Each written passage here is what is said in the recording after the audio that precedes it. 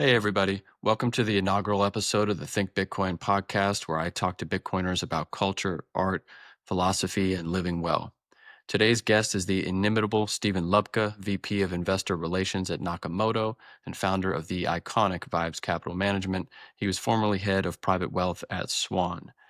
In this episode, Steven and I discuss a wide range of topics, and we try to drill down into Steven's personal philosophy. We, of course, talk about vibes, about just doing things, and about having a good time. We also talk about how and why you should be pursuing encounters with the self, seeking truth, and journeying through the myriad simulacra of modern life to get to the real. And yes, we do also talk about Bitcoin. Please like, rate, and subscribe to the show. It is much appreciated. Now, without further ado, please enjoy this episode with Steven Lubka.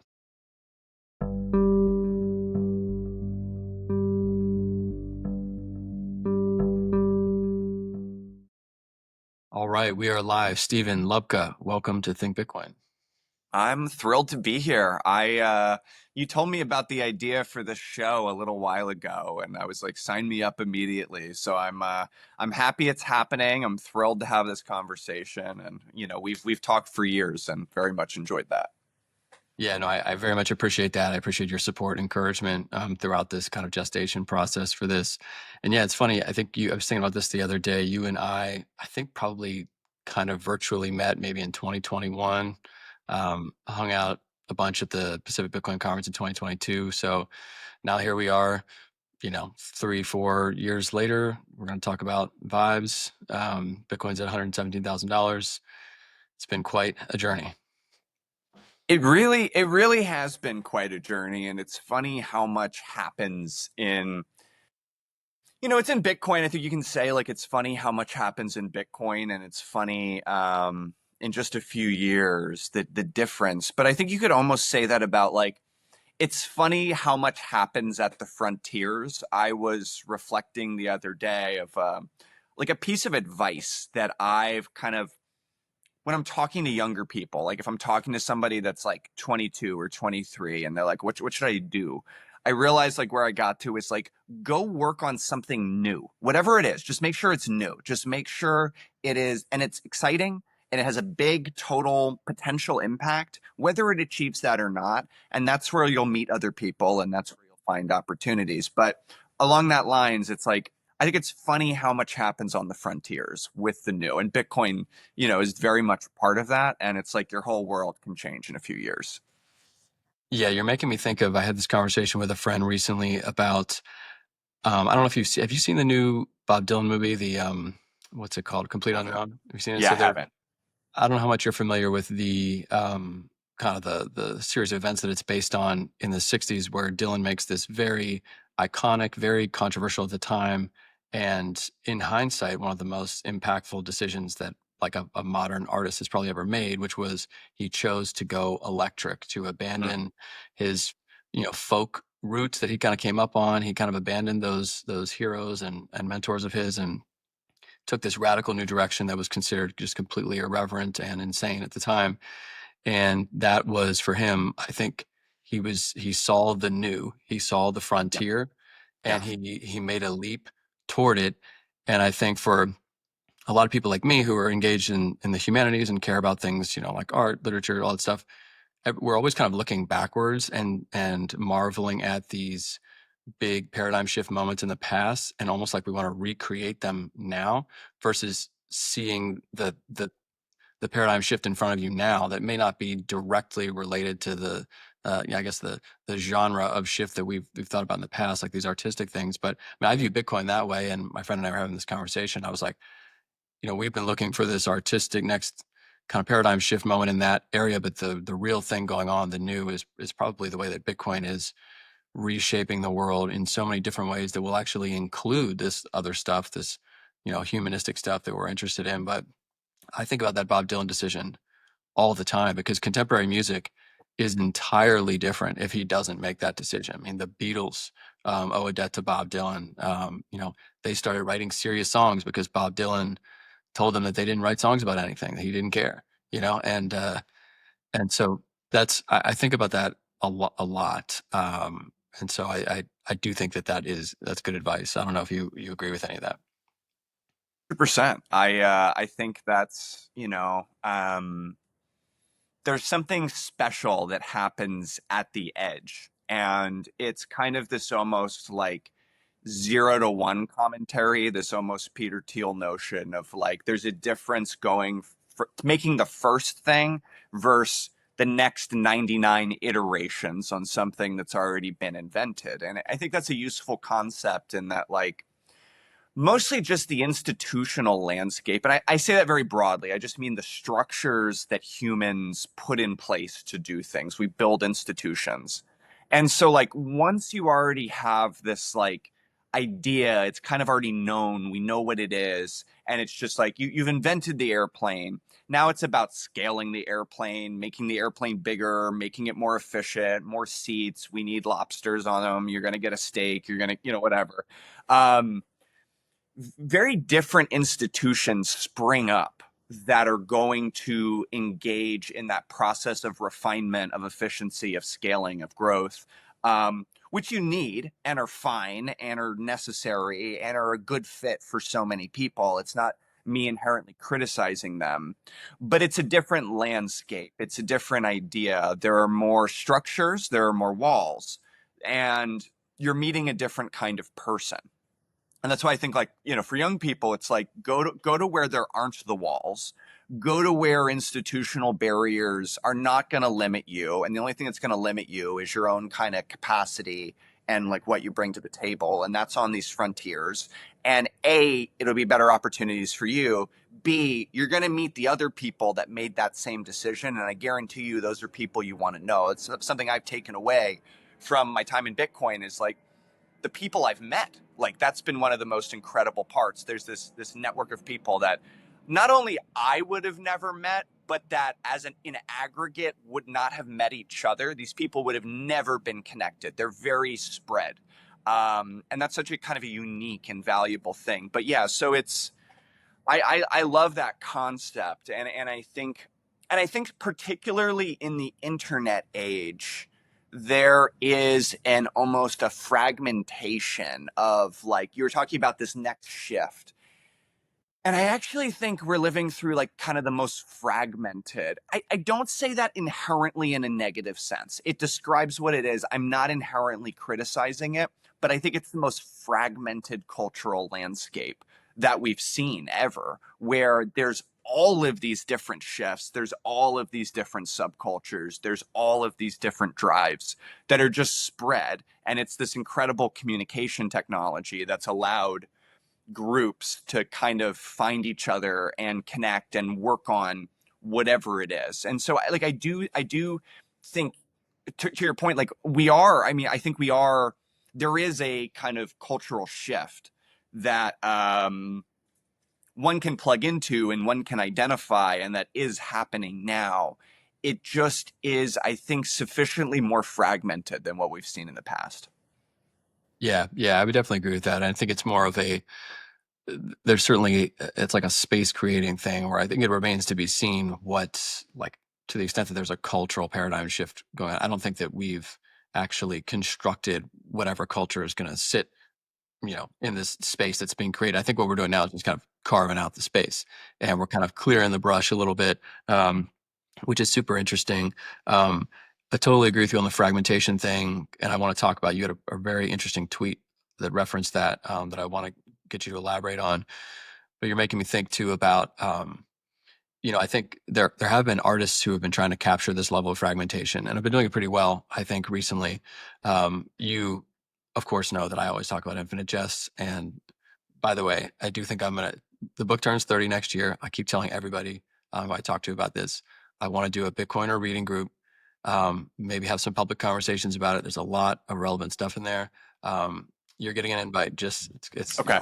I love it. very good. Yeah, and so we'll talk about it. But in the book, he would agree with you. He would say the way that we perceive reality right now is deeply, deeply fragmented. We're everybody is getting a bajillion pieces of information, discrete pieces of information, kind of thrown at them all the time. The internet just magnifies that, amplifies that 1,000x, even beyond what he would have even imagined. And we're the most advertised to cohort of human beings in the history of history, and so he was trying to figure out how to represent that in book form. And so what he did was he was like, I'm going to kind of break this up. I'm going to have 200 pages of footnotes. I'm literally going to force you. I'm going to fragment your experience of just the way you're absorbing this book to kind of like mimic reality, or the fragmentation of reality, and make you kind of flip back and forth um, between that. But I want to table the fragmentation conversation a little bit because I want to get to some baseline stuff with you, Stephen, that I just find super interesting. You have this knack of saying things, and I'm sure some of it is not necessarily original to you, but you um, I guess like really imbue these things with me, and spread them. These simple things that can be kind of superficially glossed, and people can kind of say, "Oh, Steven's being that's funny." That's kind of like a wink, wink joke sort of thing. But a lot of them really contain what I think are profound philosophical implications if you really think through them. Um, and a couple that I want to focus on and let you elaborate on and dive deep on are you often say you can just do things, and I mean, it's just such a simple statement, but it is so much more than that. And I don't mean to go ultra think boy on this, but I really do think that there are some philosophical underpinnings there. And then you also have this concept of vibes, which I'm sure that a lot of people thought was sort of a joke for a period of time, and there is a little bit of like a meta arch joke going on with vibes capital management, which my 3-year-old is a member of Speaking of which, the junior. Yeah, there you go, there you go. So yeah, my 3-year-old I think is a junior intern. yeah, But there's really it's a joke, but it's not a joke. And I think you take these things very very seriously, and you're playful about it. But these are serious concepts, and I'm curious first and foremost. Are you aware that you're doing this? Is this a conscious thing where you're kind of playing a little bit, and these are profound statements and you know that they are, and you're having fun with them? Or is some of it subconsciously, like how does that yeah. arise and develop in your brain? Yeah, so these, okay, so interesting question. So these are definitely things that are very important to me. These are like real beliefs. These are like real ways that I kind of live my life. They're real insights that I've kind of gleaned from living and navigating. And so they are like serious to me. They're not jokes, but I'm also kind of having fun with it. And there's also kind of a comedic element in a sense, which I also think plugs into like I've talked a little bit about this, not to take us off track, and this is a conversation I had with Andrew Bailey and also with Troy Cross, like very seriously, that it's important to have a good time.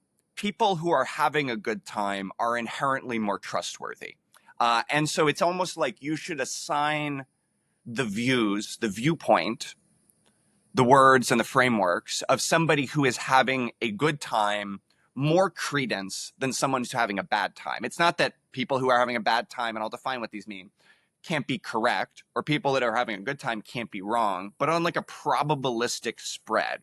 It's a similar statement to saying, if we're talking about entrepreneurship, you should assign greater credence to a successful entrepreneur's thoughts on entrepreneurship than an unsuccessful one. Someone who has successfully done this thing probably has better views. They have a better framework because as evidenced by their own success in reality. And I think it's a similar thing with what I'm talking about here. And now I'm not talking about like the presence or absence of difficult emotion. I'm not saying like people who are experiencing sadness are untrustworthy, or that it's only people who are happy who are trustworthy. I'm actually saying something quite different. And it's more people who feel that their life and their efforts matter, that what they do matters. It's not about happiness or sadness, but it's about almost autonomy. It's about, is life hopeless? Are my efforts in vain? Is this just how it is and there's nothing that's worth doing? Or is it that, like, I am able to pursue and actualize the things I value?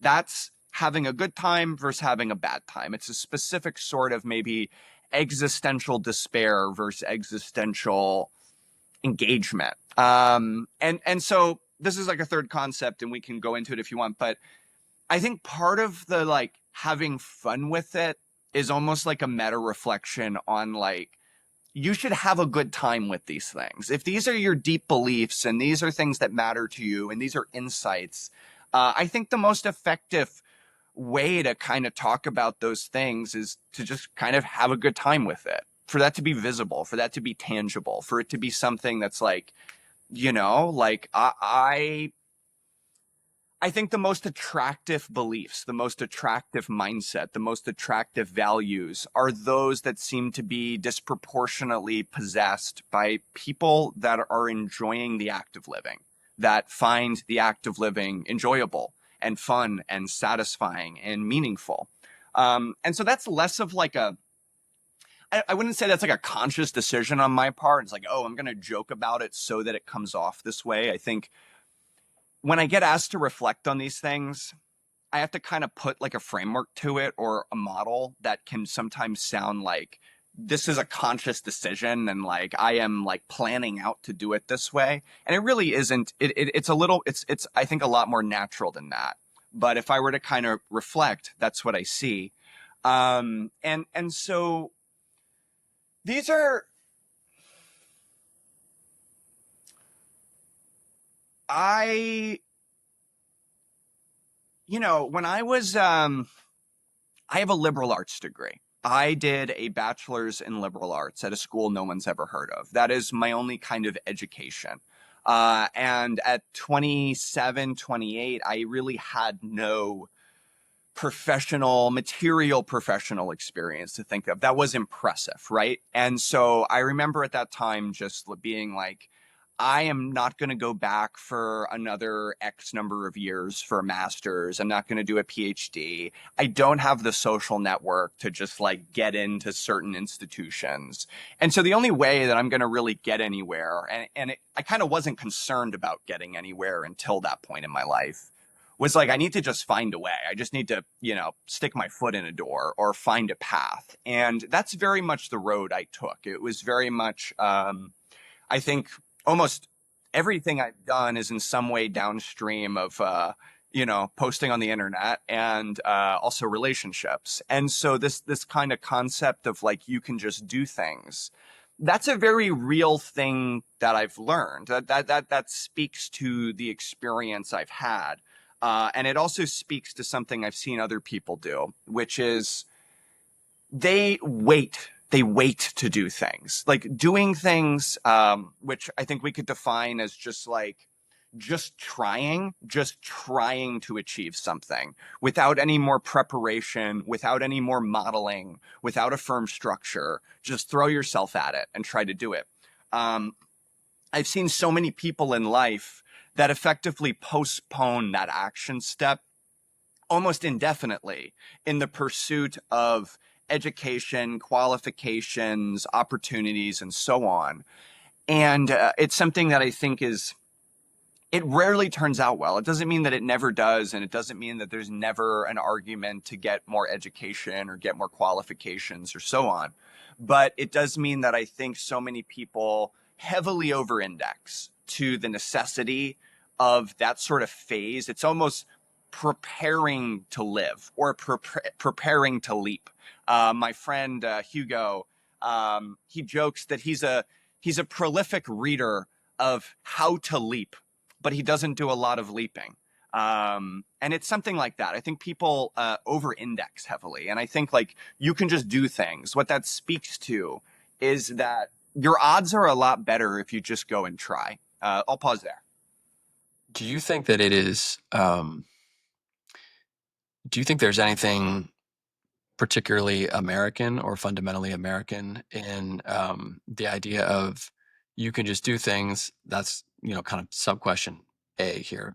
B follow on is I think all the time about these ideas of negative and positive freedom, and I think there's some type of cultural equilibrium that they should exist in. And when they get out of that equilibrium, I think a lot of bad things happen. And I think we are a society that is really, really bad at positive freedom, which has a Yeah. few different definitions, but it's kind of like self-mastery, actualization, taking action, the way you're talking about, choosing what to be bound by, um, versus, swimming adrift in a ocean of choices that you can't make, or don't want to make.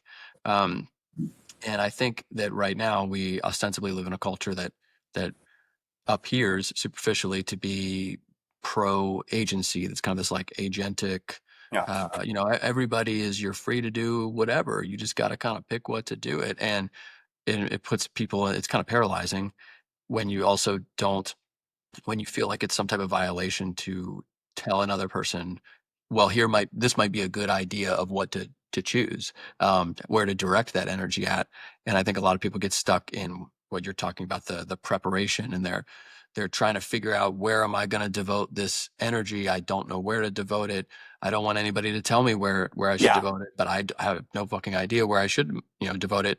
And I think what you were saying is, which I just find fascinating, because it's like simple but profound, and it's also like something that a lot of people can nod their heads and say, yeah, of course that makes sense, Logan, Steven. Yeah, like you guys, you think this is not, but it's very hard to actually implement that. And I do think that it's underappreciated how difficult it is to live by that. Um, but I kind of view what you're doing as, you're one of the most positively free people that I think that I know. Um, it's actually, what is fascinating to me is how many other people around me respond to that. Mm. And it's interesting. Yeah. And I'll pause here in a sec too, but I just think it's interesting how, when you start to live in that way, how other people respond to you versus what you were talking about, the opposite, when you're kind of in this depressive, everything sucks and I have no agency to change it, versus the energy that you attract in that way. And I'll pause there. Yeah. Well, I mean, that's a very kind, it's a very nice piece of feedback to receive. So thank you for that. Um, I think the thing that most people, I think my biggest insight on that is that so much of it is internal. So much of it is, it's not, there's a role for discipline and practice. There's a role for building skills. There's a role for all of these things, but so much of it is internal. So much of it is what prevents people from positive freedom, for the freedom to choose, the freedom to do, the freedom to um, actually do the things that one would choose, I guess is what we're saying. So much of it is internal. So much of it is an interior landscape that is effectively unknown to the person, or that there's almost very little internal autonomy. It's not external autonomy. It's not what society allows you to do, right? It's about what your own internal landscape prevents you from. And I know many people that um they want certain things so badly. They know they should do it. Maybe even something simple, like they should go to the gym, right? They should lose some weight. They should get fit. They should do this. They should, get their career going, whatever it is. They should deal with this thing in themselves. But I think what's such a common experience is those people find that, they try it at years, it doesn't stick, they're just not able to do it. And then they get into some conversation about willpower. It's like, oh, well, it's just like, it's either my circumstances or it's my willpower. And I don't think that's right. I don't think that's right at all. I think it is a level of interior fragmentation where there is a part in oneself that wants a thing, and there's a part in oneself that actually fears it or doesn't want it. And I think that these parts, or more than two, exist in a state of both of fragmented tension, and also they are unknown, that the person is not consciously aware that they have these two conflicting drives. And so I think so much of this comes from a fragmentation of the interior landscape. And I think it also comes from, how do we know what we want or what we should go after? This question of we can all think of people that, you know, really, they want some really grandiose thing, or they want something for themselves that you, as like an objective observer, you'd be like, I don't think that's what you really want, or I don't think that's really a realistic thing. It's not like downplaying people's dreams, but it's like, we can encounter this where there's like a weird gap where I think this is just an idea you've come up with that sounds good to you. And it isn't rooted in your actual nature. It isn't rooted in who you actually are. And so I think one of the things is that the approach that I think people should have to themselves is almost that of a third party observer. And what I mean is that I am a neutral third party who is exploring my own interior landscape. And I want to discover what's there that exists already, or that it's not reflexively altered by myself. It's like we all have a certain nature. We all have qualities and drives and things. And there's actually a way you can just, in an honest way, just be like, this is who I am. These are my qualities. This is what I want. This is what I don't want. This is what I'm scared of. And I think there's a way that if you really pursue honesty in that encounter, you are coming into contact with your authentic, real drives rather than this top down imposition of, in order to be the person my parents told me I should be, I need to do this. It's like, that's a false drive, that's a false self.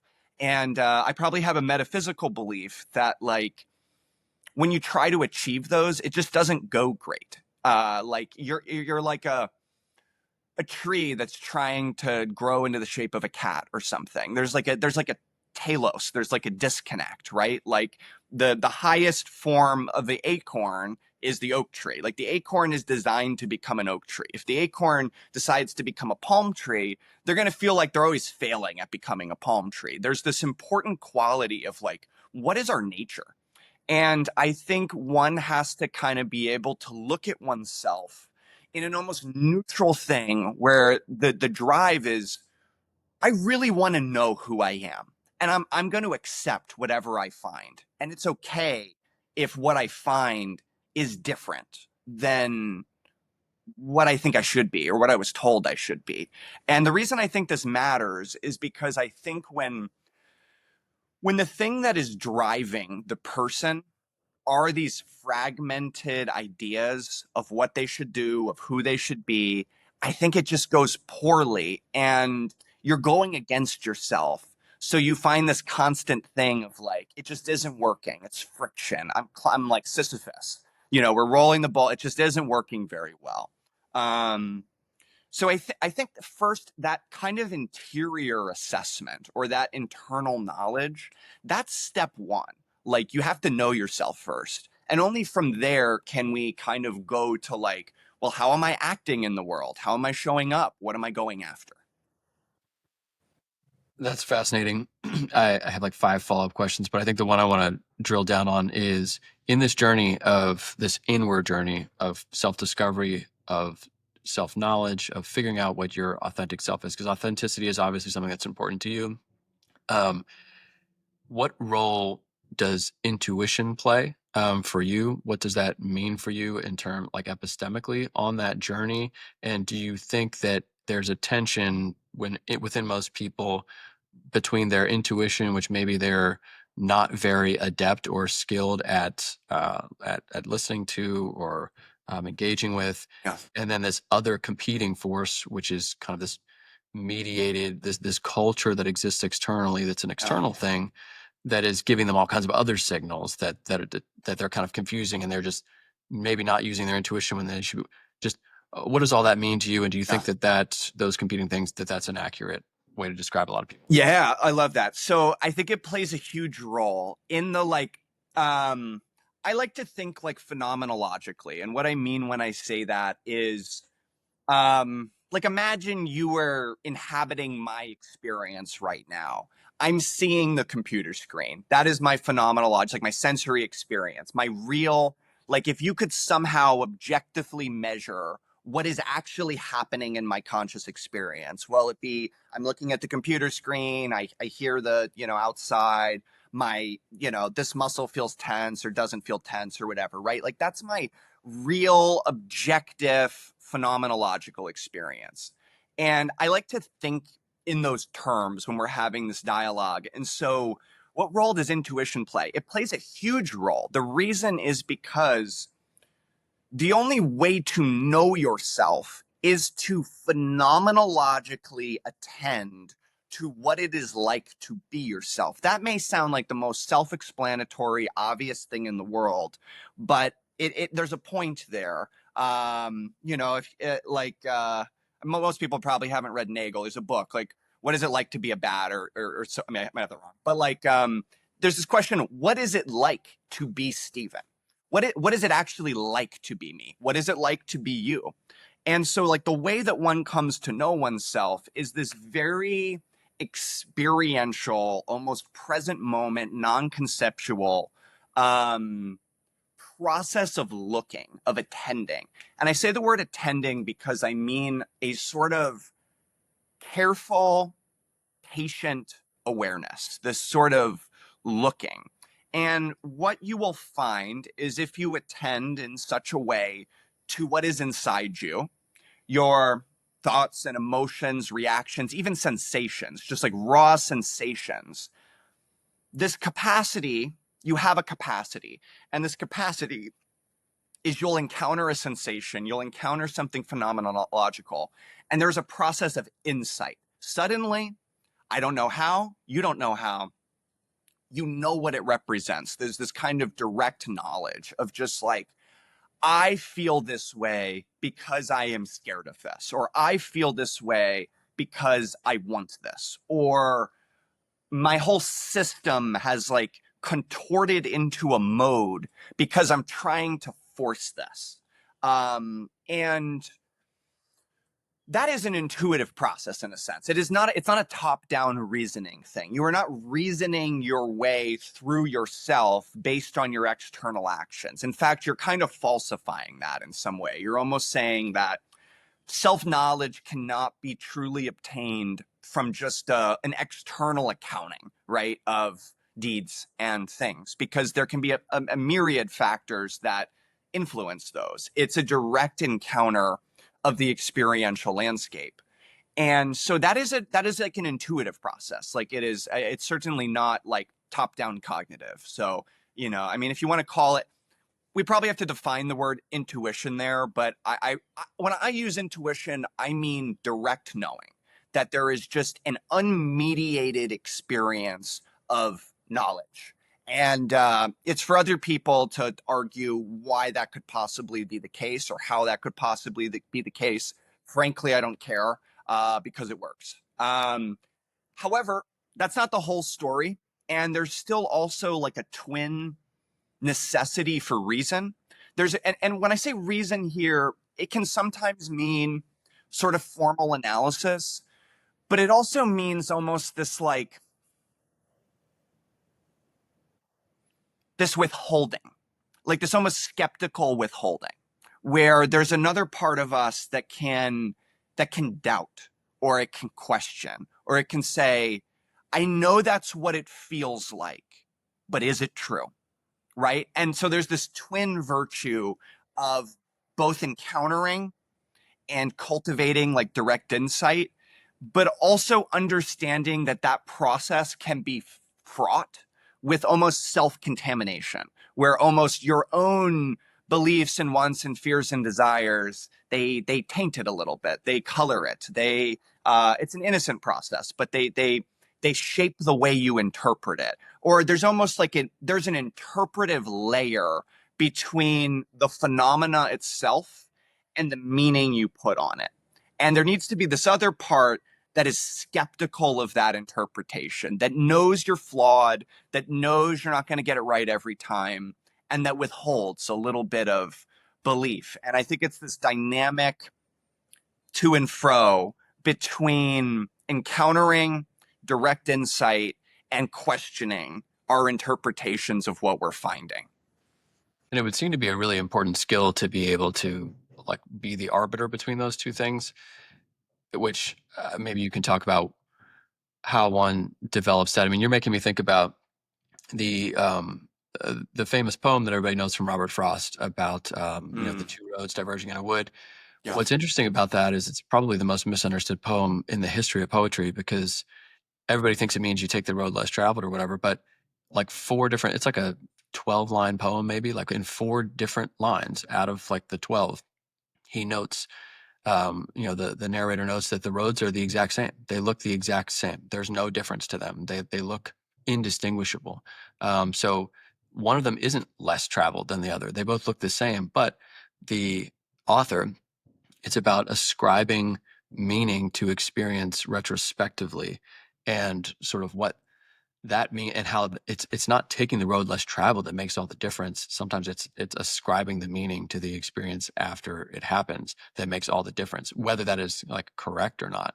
But how do you navigate that kind of tension of both the insight that you're looking for and you're receiving, and being present enough to have access to that and to be open to those, to be receptive to those, versus also simultaneously, I guess, having the negative capability to simultaneously hold a little bit of doubt, Yeah. and to healthily question and Yeah. not go down some separate rabbit hole of questioning where you get into this fragmentation thing again where you're like, oh my god, Correct. yeah, now you Neurotic, get like a lost. neurotic doubt. Yeah. Yeah, exactly. Like how do you avoid that? I think the key here, and this is a critical point, like this is a critical thing, and I think what sets you up for success at this sort of internal navigation, and there's sort of like there's an aloneness to it. No one's watching you. This is between you and yourself. This is the relationship you want to have with yourself. And this is something that nobody can really, I mean, I don't want to dramatize it. It's like, yeah, you can have conversations. You can, there's obviously people that write and talk and there's techniques and feedback and stuff. But there's a quality that also like, this is the work you do alone with yourself. This is how you navigate yourself. And I think the quality, so you make a really good point that there is like the necessity of discernment, or how do you arbitrate these two things, or how do you ultimately settle on what's true.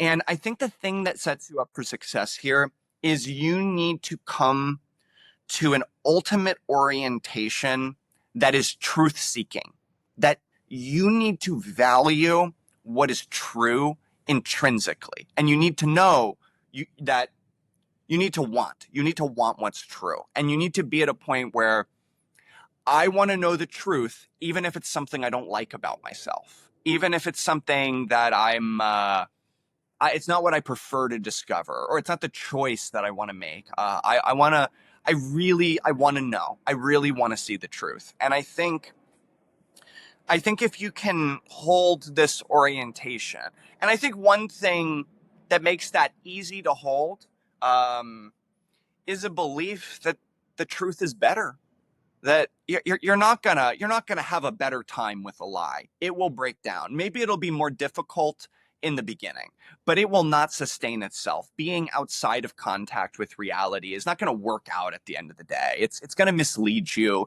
It's going to cause suffering. And I think that this can be a thing people have to chew on, right? I think there are maybe certain life experiences that cause people to come into contact with, like, you know what I mean, like I tried to deceive myself. It did not work. It doesn't work. I need to give this up, right? So it's a little bit of a side point, but I think if you're really truth motivated, and you never, it's never a settled business. It's never like, okay, it's done, I now know the truth about myself, and I can write it on a piece of paper and it's fixed and it's final. That's actually like, no, it is a fluid, it is a dynamic process. The self is not a fixed thing. And so the reason this matters is because you're constantly coming into contact. You're constantly coming into knowledge. This is a ever occurring, ever ongoing process. And if you're concerned with the truth, if you're really motivated by like, I just want to know what is real and authentic in me. And let's say you make a mistake, you come to the wrong conclusion, you will come to understand that over time. There will be a self-corrective mechanism that is pursuing the truth. If you think, yeah, the right decision for me, the thing I need, the thing that is right is I'm going to take this path. You take the path, and all these weird things start to happen, all these internal tensions, all these problems. You don't feel good with stuff. Eventually, you self correct and you realize, hey, I thought this was the right choice for me, but I'm realizing by coming into contact with reality and coming into contact with myself that it wasn't. And so it's this self corrective thing. And I think in the process of just doing it, just do things, you get better at discerning what truth feels like and what that kind of motivated, self-motivated deceit, or that's even a loaded word. I really think it's kind of an innocent, it's kind of a, you know, kind of a child, right? That like tells themselves something comforting that isn't true. Like it's innocent, it's kind in a sense. But you come into contact with what those things feel like, those motivations in yourself. So I think it's a valuing the truth, putting it into practice, doing it continuously. You don't get to like rest on your laurels, and starting to build a sense of like what is real and what that feels like. Which I think is increasingly hard to do now. I mean, so much of what you're saying is I like the articulation of you're constantly encountering yourself, and I think you're constantly trying to encounter yourself in a way that is as unmediated as possible. And I think for a lot of people,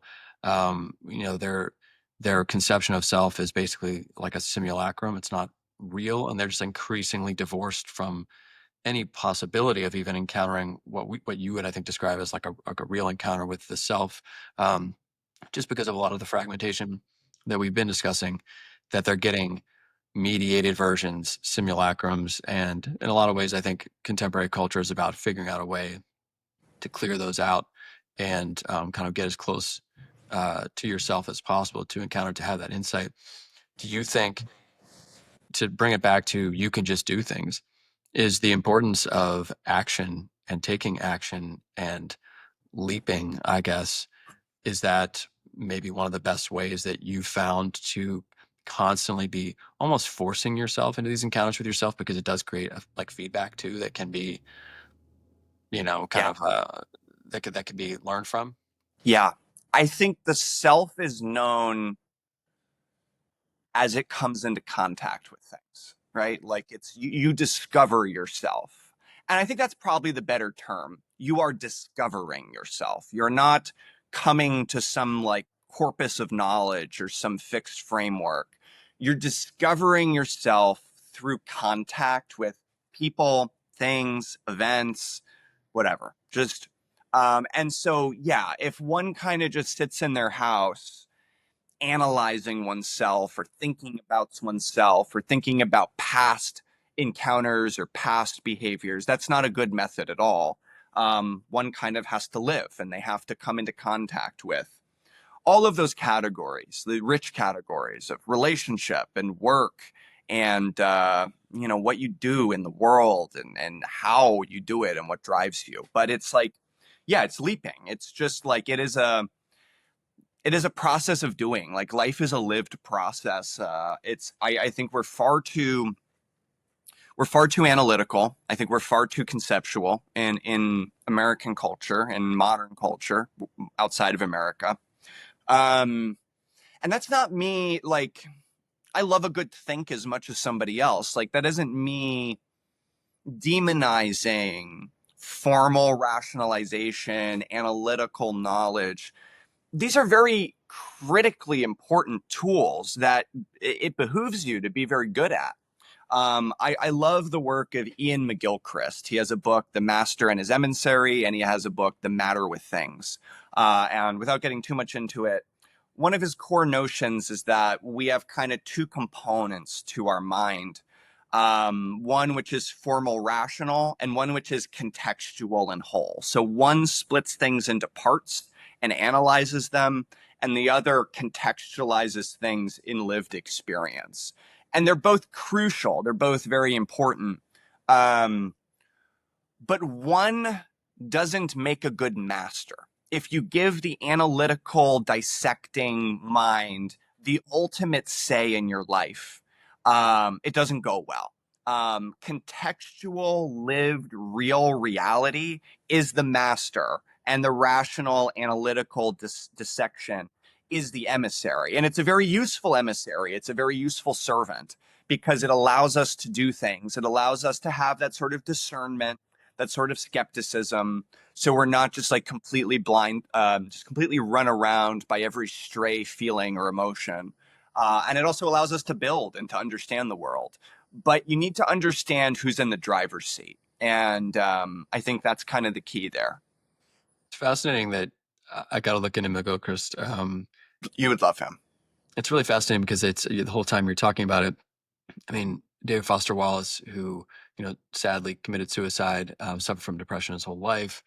Used to, I mean, he wrote very movingly about depression, and the way he described it is actually not dissimilar to how it sounds like McGilchrist is describing it, which he even says explicitly that the mind it can be a terrible master, and you need to sort of like remove it from the driver's seat. And I think a lot of people who get into these doom loops, the anxiety, depression, and stuff like that, some of that is, I think, the analytical side, the over analytical side, just gets stuck in these circular loops, and it's tough to get out of those, and it becomes the master, and then it's this kind of paralyzing. Wallace also has an early story that's just a bird flying in increasingly concentric circles until it eventually flies up its own ass, which is supposed to be like a funny commentary on kind of what you were talking about.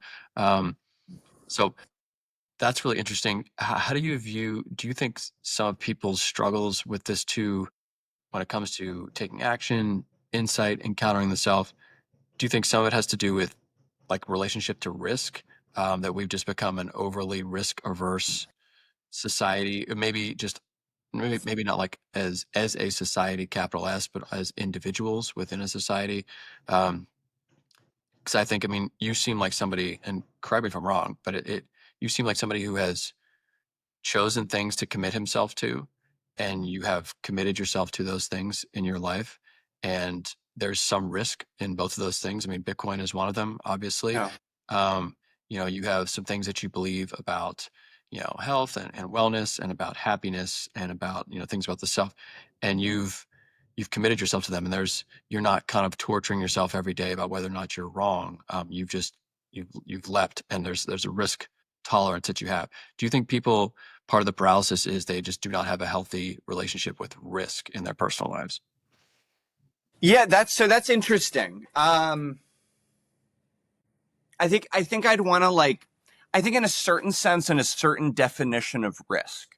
Um, I think the sort of definition of risk I would agree with there is almost it's something that's closer to almost acceptance. Um, that they are willing to accept a choice, that they are willing to make a choice and accept the outcomes rather than exist in like a permanently paralyzed pre-state. And so I could understand framing that as kind of risk, but I think the critical variable there is almost an existential lack of acceptance, because I think people take risk in a conventional sense. I think people, I'm not like the most like hardcore risk tolerant person. Like I don't run 100% all in Bitcoin allocation. There are people that take, I'm not jumping out of planes. I'm not like, I don't ride motorcycles, right? Like, and you could go back and forth on what even is the definition of risk. I think people are afraid of almost like emotional risk. They're afraid of almost internal risk. Because I'm not the most like physically risk taking person, but I think there's a willingness to bear internal pain or disappointment, even more than pain, disappointment, to bear the internal life. And that to make a choice is to accept that like you will be impacted by that choice. You will need to feel certain things. You will need to experience certain things. You may have to get your hopes up. I think something people are terrible about, they have poor tolerance for, is actually being excited about something, because they risk disappointment. They risk letdown. And I've seen people, happy people, that get paralyzed whenever there's something big in their life. And it's this thing that, like, I'm not going to allow myself to be happy about this thing until I know it's a sure thing. And I'm like, that's so interesting because it just suggests to me um, the thing you're most scared of is almost feeling disappointment, feeling emotional pain. And I think like that is the more fruitful thing that I think people are afraid of, is something in that direction. And you had a question about society. You had a question about America and like where this comes from. I think we're an extremely internally illiterate culture right now. I think we are given almost no language to talk about like internal existential realities, that there are phenomenologically real experiences. And so I think it's just this language that not only people aren't taught, but people are actually actively taught to ignore. They're actually taught to distance from. Um, and I think it's crippling. I think it's materially impactful in many ways. But and so I think that like coming back to my initial point, like I think the thing that most stands in people's way here is just this like lack of contact with themselves, lack of like emotional contact, and even I'd even change the word emotional because I think some people can hear that as just like, oh, like feelings, like you're like therapy talk or whatever. Really, what I mean is encountering sensation without rejecting it. That's really what I'm talking about, is that there can be sensation. There can be in the system. And how much of that can you bear before you push it away, before you reject it? And so when I talk about kind of emotion or the internal landscape, that's really what I mean. It's like developing a tolerance for sensation in the system. Actually, and to bring this kind of into my wheelhouse and sort of the things that I hope that this show can also kind of provide for people is from the perspective of art and writing. There's a guy named Lewis Hyde, Hyde. He wrote a book called The Gift. It's kind of this like often cited in these circles, but he's a little bit lesser known. It's kind of like he's almost like a cult hero. But he argues that because what I think is that I think in the artistic landscape right now, I think artists probably in some ways because of the exigencies of fiat culture have lost the ability to or the bandwidth to encounter themselves in the way that you're talking about, to receive some insight, the provenance of which is unknown, that they don't even care to ask. It's just and that's the point of the Lewis Hyde book. The Gift is he argues that great art is a gift, not just it's an emanation of its maker's gift, that the maker receives a gift from whence he knows not where.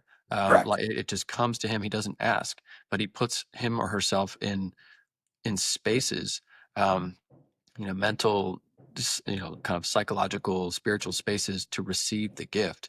Then he receives the gift, and then his art is an emanation of the gift. But importantly, and this is something I think Safedine gets just like so wrong. But then unfortunately, or the other side of the coin is that the audience has to receive it as a gift, and that at least partially as gift. Not entirely. There's some like market component there, but you have to have the bandwidth as an audience to receive it as a gift.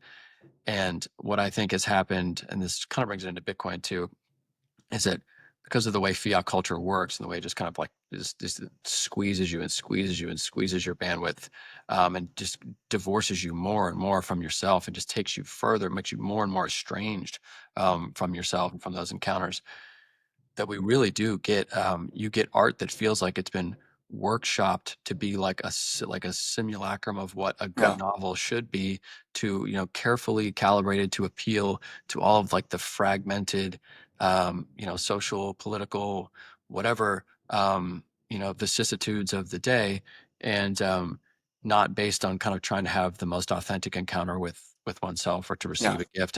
And Lewis Hyde basically said, look, if you take art exists in a gift economy, one foot in the gift economy, one foot in the market economy. It can exist without the market economy. It cannot exist without the gift economy. Yeah. Cannot have art without this like this sense of gift in both directions.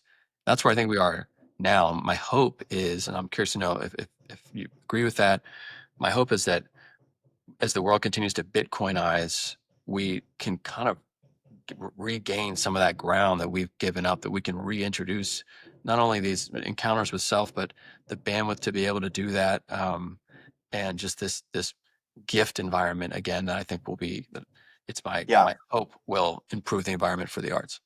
Yeah. So, this touches on a theme that, we've been discussing in this conversation. I've brought up a number of times, and it's just this concept of like encountering something real in oneself, and like this concept of encountering. Um, I'm circling back to a question you asked at the beginning that I never touched on, but like that's really what I mean by vibes. That I love the vibes word. It's very popular, and you got vibe coding, you've got Rick Rubin, you've got all these things, right? So it's a word that has some sort of popular meaning right now in terms of it speaks to something intangible. It speaks to something that you know exists, but you can't concretely define. Like it's the vibe in a room, the vibe at a music conference, like just the idiosyncratic vibe of reading something. Or maybe that has great vibes or an aesthetic, right? It's something that everyone experiences, and everyone, for the most part, will self-report that they experience, but nobody can really pin down what it is or where it comes from. And so that's one reason I love the vibes word, is because it is a pointer to this space of encountering that I think is so devoid in our current society. And it touches everything. It touches art. It touches everything. That we are a culture of people that have not been taught to encounter. We have been taught to analyze. We have been taught to think. And that's good in a sense. Like you should be able to analyze and you should be able to think. And that's an important capacity. But you also need to encounter. And the reason it's so important is like, if you were to create a sort of hierarchy of realness, a sort of hierarchy of reality, what is more real? Your direct experience or your reflections about that experience? Like, you're hard pressed to argue that, like, the reflections are the primary thing. Like, and so the reason this encounter matters so much is because we want to be loyal to reality. We want to be loyal to what is real. We want to choose to not live in simulation. We want to choose to not live in falsehood. And we want to choose to live in truth in a sense. And like, it's not even because of some vaunted, like, high-minded ideal about like the price of truth or whatever. I just simply believe it's dysfunctional not to. I think I experience more pain when I don't encounter reality. It's that simple. It's almost selfish. I want to have a good time. I want to have a good experience. I do not believe for a second that I'm going to have a good experience by not encountering what's real. It's like saying you're going to build a good plane by ignoring the laws of physics. It's not going to work. It's not going to fly, or it's going to have a really bad outcome, right? Like, you're not going to dynamically and intelligently navigate life or navigate yourself by not encountering what's real. And so it's simple. It isn't some, you know, waxing exposition on the value of truth. It is simple. I don't want to suffer. I want to have a good time. And the most effective way I've discovered to ensure that is to prioritize what's true over what I might prefer. In what ways do you think, I'm interested in how Bitcoin fits into a lot of what we're talking about for you? We've obviously we've discussed a lot of, uh, I guess we've done a lot of diagnosing. I think of issues in society right now, issues that individuals, um, have, and I'm just curious, where does Bitcoin come into you? As part of your attraction to Bitcoin is that you think it can like actuate some type of, or that it can be like a forcing function for people to help them get better at this sort of, that is it kind of like one of these things that like cuts the Gordian knot of like endless mediation in society, that sort of, is it a signal, like how do you think about it? I mean, people, I think, do this, they like overuse metaphors with Bitcoin, like Bitcoin is Yeah. this or Bitcoin is that. And so not necessarily not inviting you to do that or not do that. But just how do you think about it? And you're obviously somebody who you are focused on, you are a truth seeker, and you're focused on these like getting at the real. How do you think about Bitcoin? Yeah, it's a great question. In some ways, my answer is I don't know. In a fundamental way. On a rational basis, I'm a true believer that a world with Bitcoin is better than a world without Bitcoin. And on a systems level, on an economic level, on a freedom level, I just see it as fundamentally like net positive um, to the world in a very kind of practical, utilitarian sense. I think a money that doesn't self distort its own measurement is helpful, is important. It provides some sort of analysis about the state of the world and is obviously a very useful tool across the globe internationally. So I have that's kind of a very practical answer on your question about like does Bitcoin promote truth seeking? Does it change people? Does it do any of this? I don't know. What I do know is that the more I engage with Bitcoin and the more I engage with people who engage with Bitcoin, the better my life gets and the better people I meet. And I value these people who all seem to be changed by it in some inextricable way, as I was. Do I believe that Bitcoin changes people? 100%. Do I have a mechanistic explanation for why that is? I really have no idea. And I think the question is more valuable than the answer. There is a bizarre, strange, unexpected way that Bitcoin changes people. And one of the things I've kind of I mentioned this earlier, but like Bitcoin has created the most idiosyncratic coalition of supporters that I've ever seen. These are people that would not be allies under other circumstances. And I have seen people like Bitcoin for 180 degrees opposite reasons. I have seen socialists like Bitcoin. I have seen monarchists like Bitcoin. I have seen people on every conceivable end of the spectrum like Bitcoin, and for different reasons. Bitcoin has a tremendously fluid capacity to mirror value to people. I don't really know why that is. But I find it to be one of the most fascinating things in the world. And I find the Bitcoin community to just be so fascinating in its coalition and in its impact. And I think if you were to look at the impact that Bitcoin has had, I think so much of that impact is downstream of this group of people, is downstream of everyone it has collected around itself. And the stunning level of social influence those people have gained, it is striking to me. The amount of influence over society that people that are Bitcoin aligned have had. So I would very firmly agree with the statement that Bitcoin changes people in a way that I find very positive, which was very valuable to me, and I would never want to go back. Um, and I also can clearly state that it is, practically, analytically, functionally very good for the world. Um, but as far as how it affects that change, I have no idea. Yeah, I think the idea of a Bitcoiner is kind of a category error in within the vocabulary that we currently have to classify and categorize people that we commonly use. Because in America, we typically, especially in the last 10 years, we categorize people almost immediately. We sort them politically very, very quickly. So that's kind of like the most obvious. We sort them sometimes by class. We'd love to sort them via identity, stuff like that, various identity groups. We have all these different ways of categorizing people.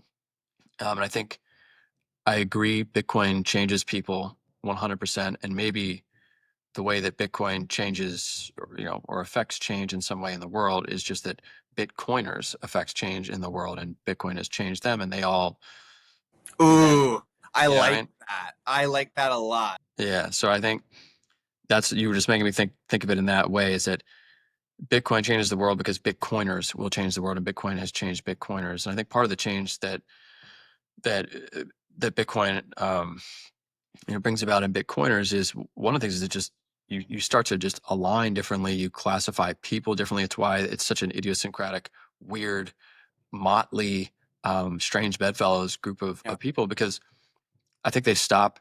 You stop. I know that I feel this way. My wife feels this way.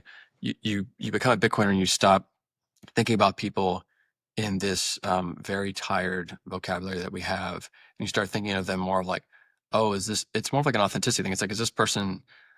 There's certain things I don't care anymore about that. I just like, are you somebody who is maybe committed to trying to have an Yeah. authentic existence versus Yeah. somebody who's not? It's kind of like, So maybe the yeah, mechanism here, you're just making me think, is that because Bitcoin is this sort of outsider thing, it's this thing that most people will not agree with you on. It's a big idea. It's somewhat countercultural. It's somewhat, you know, in order to become a Bitcoiner, you have to first align yourself and make a stand for something that most people will tell you is wrong. And so the people that become Bitcoiners are the people that are willing to live a life where most people disagree with them for an extended amount of time because they believe it to be true. It is almost a sort of, there's almost a like self-actualization hurdle that you have to pass through to even fit the category. And so it's sorting for this sort of self-actualization drive or capacity. And then it's grouping all those people together in like a superstructure of a community that then becomes like highly agential and highly impactful and highly like willing to do all of these other things. And you'll notice like Bitcoiners are also, I'm not saying they're right every time, but they're much more willing to hold um, other idiosyncratic beliefs, like other things, like to disagree with society. So in some ways, in order to be a Bitcoiner, you have to at least self-actualize to some minimum threshold. yeah. I think I totally agree with all that. And I think there's a lot of people have spoken on a million podcasts for years and years and years about like what is a Bitcoiner, and some of the definitions in the past I think have been just absolutely kind of useless and stupid. Yeah, yeah. But I think one thing, and that's a little bit of what I want to do in the show too, is kind of see if we can carve out things that would be true. And I think one thing that I can confidently say all Bitcoiners have in common is, compared to the rest of society, disproportionately they are concerned with positive freedom.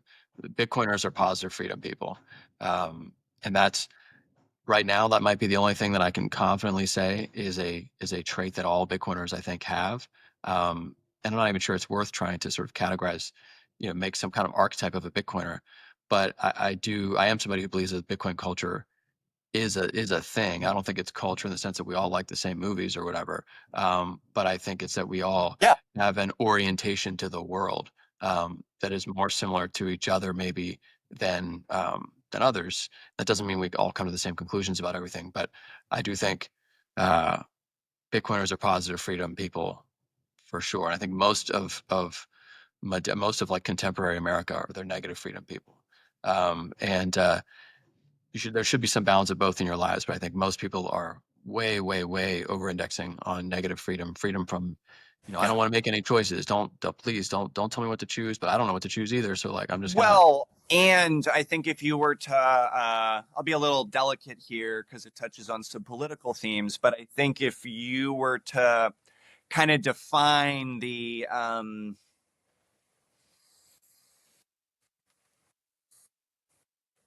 flaw of kind of like dominant American ideology, dominant, just like where we've been kind of coming from. I think the big flaw is that we're so focused on we need to have a society that prioritizes negative freedom for everybody in every conceivable way, in every conceivable categorization, with every conceivable way you might want to live your, like, you want to we need to make sure that if you want to, dress up in a Pokemon costume and live on top of a building and, some other like absurd thing, that you're free to do that.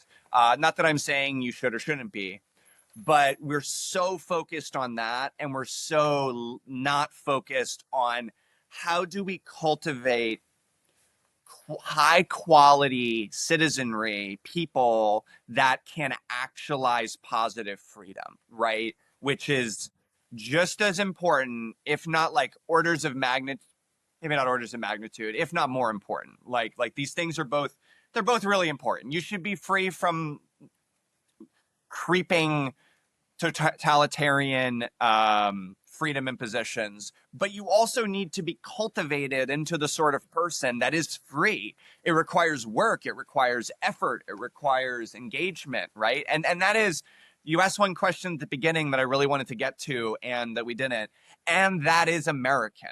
That is very American. And that is what I think America is about. And America is about freedom, but it's not just negative freedom, it's positive freedom. America was founded by people who took great strides to pursue positive freedom. 100%. And I think I'm not going to go on this tangent too far, but American literature in the beginning of America, we borrowed so much from Britain. A lot of it was just kind of like knockoff British stuff. And then you get to like the 1850s and people, Emerson, Thoreau, we're talking about, Emerson's talking about we need an American literature. And, Mark Twain writes Huck Finn. And, I could talk for so long about Huck Finn. I mean, there's some problems with Huck Finn for sure, but the idea of Huck Finn that people don't talk about today because people are, I don't know, they get fixated on other things that I think are that cause them to miss what is one of the fundamental points of Huck Finn, which is that the river that Huck and Jim go down, the river is experience. The river, they learn more in the river than they do from all the adults on the shore who are telling them you should do this or you shouldn't do this. Or, Huck, you shouldn't hang out with Jim because Jim is this or that. It's you guys shouldn't. They learn by being in the river, and the river is experience. That's what it is. You know, it's kind of like the I don't know. Springsteen has the "We learn more from a 3-minute record, baby, than we ever learned in school."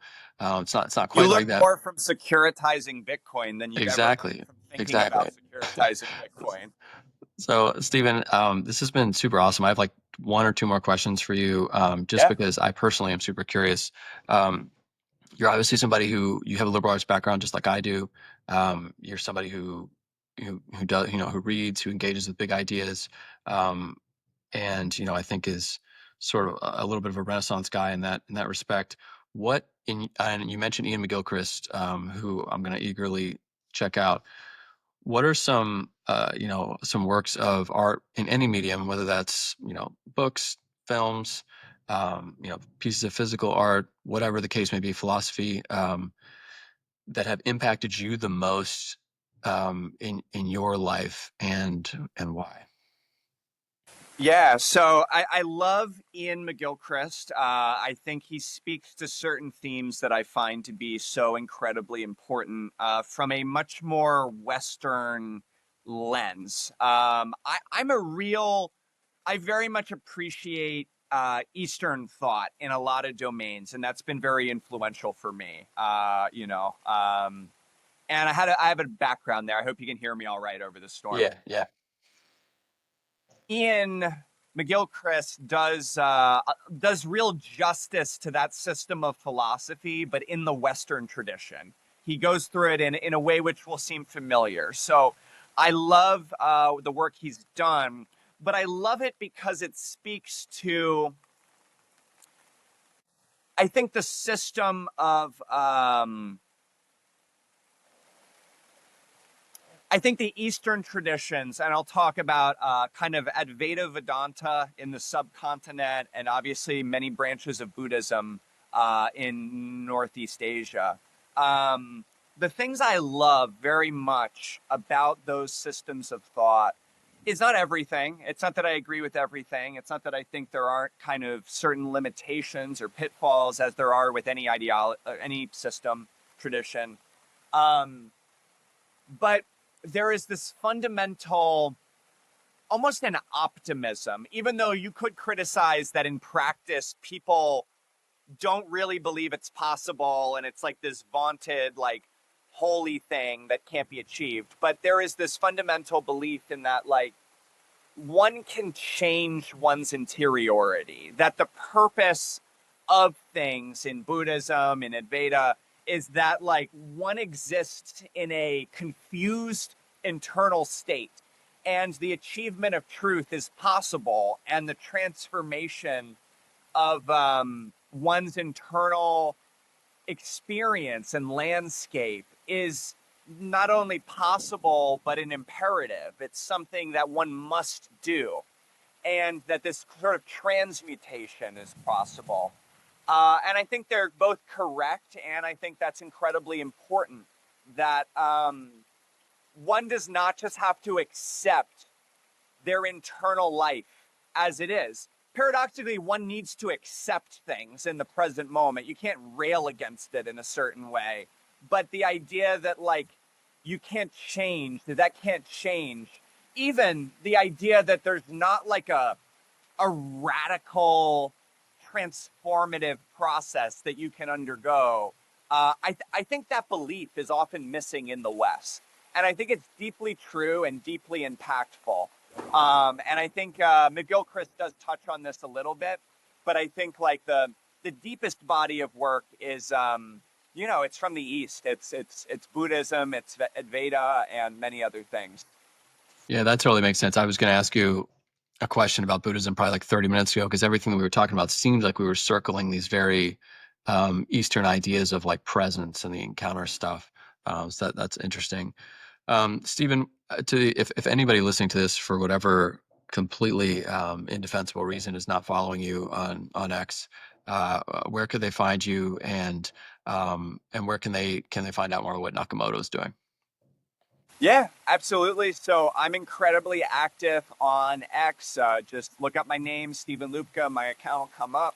Um, I'm been in Bitcoin for a long time. I've worked in Bitcoin for a long time. I am currently uh, working on launching Bitcoin treasury companies globally. I'm working with Nakamoto. Our goal is to kind of bring first mover treasury companies to international markets where they don't currently have it. It's an incredible team. I joined recently. I lead investor relations. So if you have questions about the company, if you want to learn more, I'm the right guy to reach out to. And we're really just getting going. It's early, and I only kind of joined full time a few weeks ago. So very excited about it. I think it'll be going to be a great company, a great story, and a great journey. I think all three of those things. Because I think we're at this moment in time where Bitcoin is transforming financial markets. And I think companies like Nakamoto are going to be at the forefront of that. Agree. Vibes are strong. Um, The vibes are strong. Stephen, again, thank you so much for coming on, for giving us some of your time today. That was a fascinating discussion. I hope people enjoy it and get a lot of value from it. And hopefully we can do it again. Yeah, I look forward to it. It was great to chat. I love the conversation and would love to come on again anytime. Thanks, Stephen. Bye, everybody.